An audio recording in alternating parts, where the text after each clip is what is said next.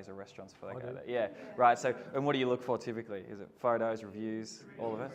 Stars. Yeah, magic. Yeah, exactly right. 30% of why businesses rank, for the record, comes down to effectively that. So that's your Google Maps section, which is where we do the bulk of our work. Now, the reason we do it there is because people do want to see how you show up first before they start to engage with you online.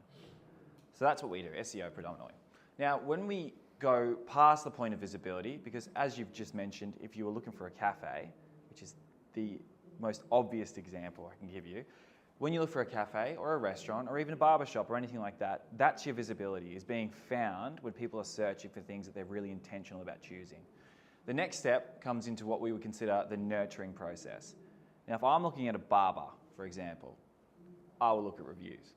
I usually look at the negative reviews first for the record, and then I'll go circle my way back through. But that's where I'll look. So the nurturing process is, now that you've been found, how do we increase the probability of you coming through and actually becoming someone who purchases?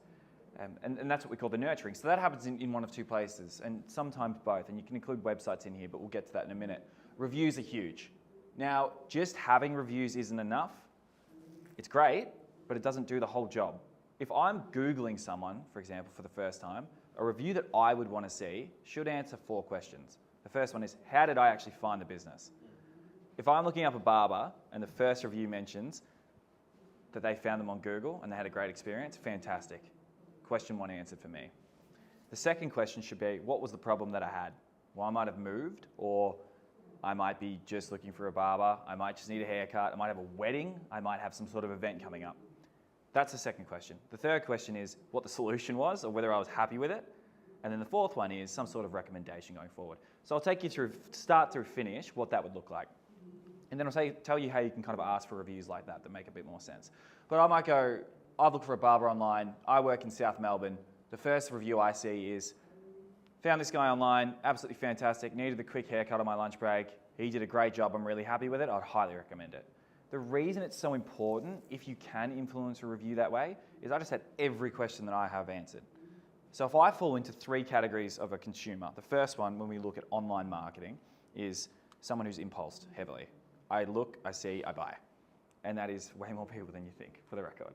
The second one is, I'm really interested, I just need a bit of time to think about it, or I have some questions. And then the third one is someone who's probably more prepared to look around.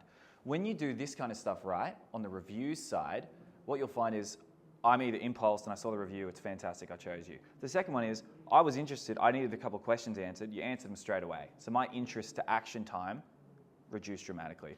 And in an example like yours, Phil, if you're looking for builders or renovations or something like that, versus an electrician is right there, then and there, I need something done, reviews are great, I'm going to call you. When it's a builder, there is more time between. It is a bigger job. It is maybe the right timing. It is, I'm looking around to see other things. So the influence of social proof in this setting makes it really valuable for businesses like yours to get people through the door faster or to help them be more confident in reaching out earlier and shorten that cycle a little bit. And the same goes with something like social media. So coming back to a barbershop example, I might fall into the second category where I've got more questions I want answered. So what do I need to see when I go to social media? Well, I can tell you it's not, you don't need to introduce yourself, ever. Only reason people go to your social media is because they found you somewhere else.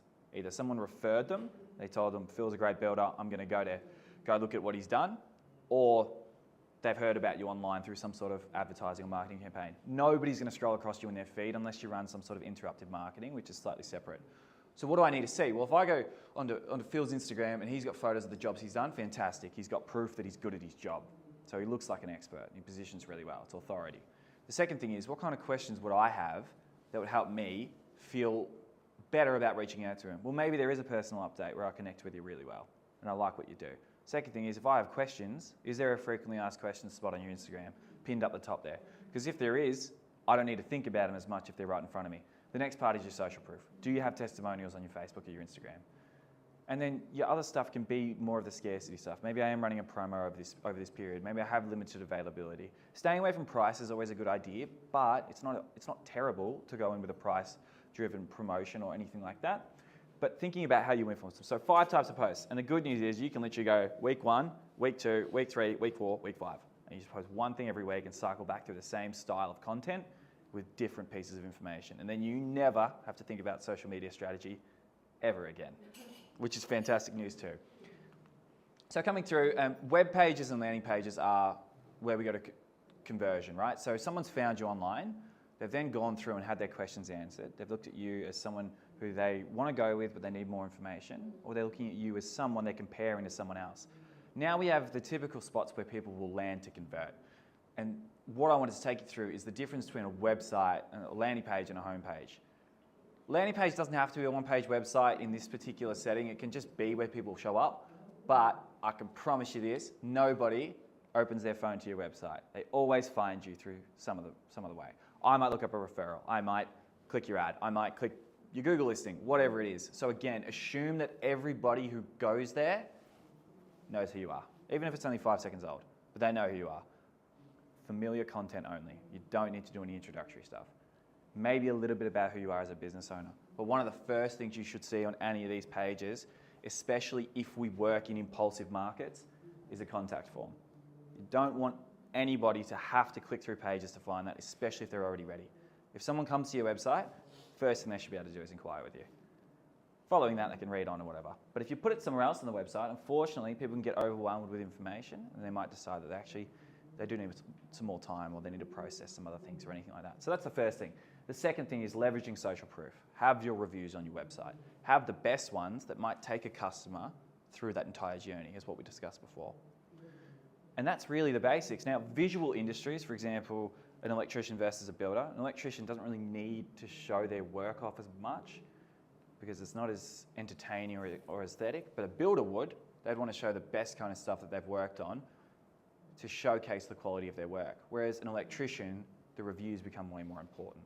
And those are two different industries, but if you apply them across different things, for example, a barber, hairdresser, they do need to show more of that, but if you look at a cafe, it probably is more about reviews or showcasing the menu or something like that. So find out whether you're more aesthetic or you're more utility-based. If you're more utility-based, social proof comes from reviews. If you're more aesthetic, it comes from your photos. Does that make sense? Yeah? Perfect.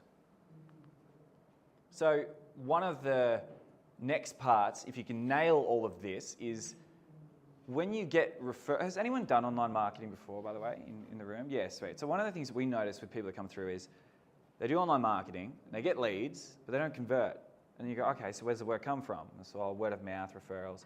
And well, how often do they convert? And if it converts at like 60% or 80%, depending on the business, you go, well, what do we need to do to get your leads to know everything your referral knows? Because a referral comes to you with, they've probably got an idea of price, but it's not that important. They know how quickly you're going to work. They know that someone else they know trusts you. And they kind of have an idea of what the quality of your work looks like because they'll have seen it in some context. So when we go through nurturing, reviews and social media, and even the website to an extent, we want to give people all of the same information that somebody who's been referred to you has. The reason we do it, we want to increase the lead quality. We want people to come through and convert at the same rate that your referrals do. So when we target this sort of stuff, that's what we really want to do. And as a business owner, businesses don't succeed, especially small ones, without personable business owners. So we need to communicate that to the people that find you for the first time.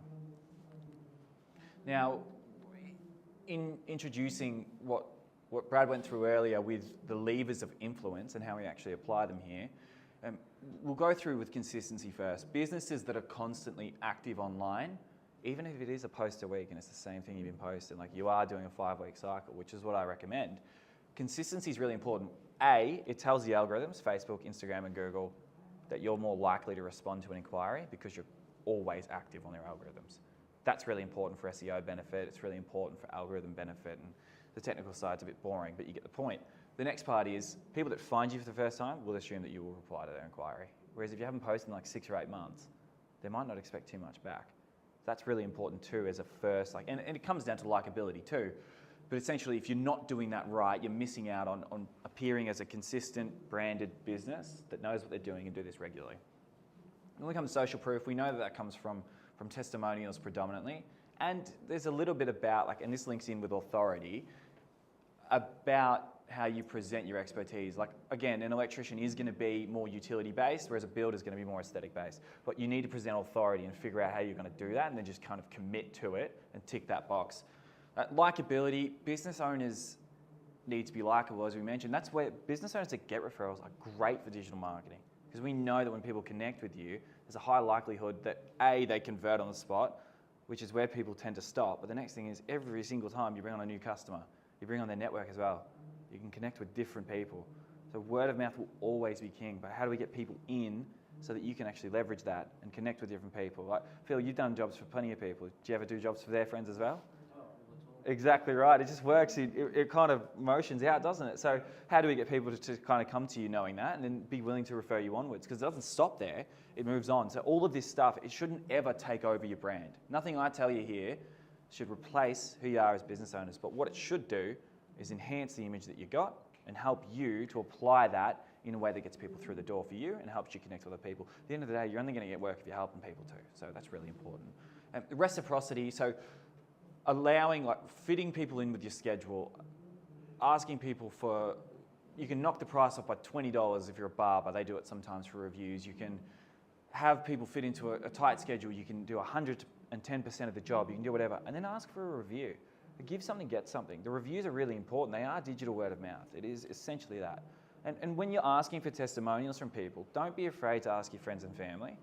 Have them write something that says, I recommend you. They don't have to lie. They don't have to say that you're your customer. They don't have to tell you that you've been doing work for them for the last 20 years. They just need to say they recommend you, because this is what this is. It's stamps of approval from people that allow other people who find you for the first time to know that you're the person who can actually help. And that's really all I've got for you. That's great. Have we got anything else? No, we don't. Good. Awesome. Thanks, well, I hope that was helpful.